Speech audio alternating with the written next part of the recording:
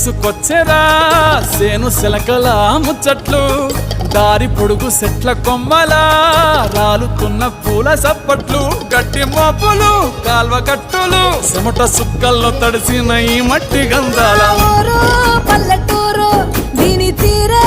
అమ్మ తీరు రంగులోన దాసి పెట్టి కొడుకుకిచ్చే ప్రేమ వేరు ఊరు పల్లెటూరు దీని తీరే కన్న కూతురు కళ్ళ ముందే ఎదుగుతున్న సంబరాల పంట పైరు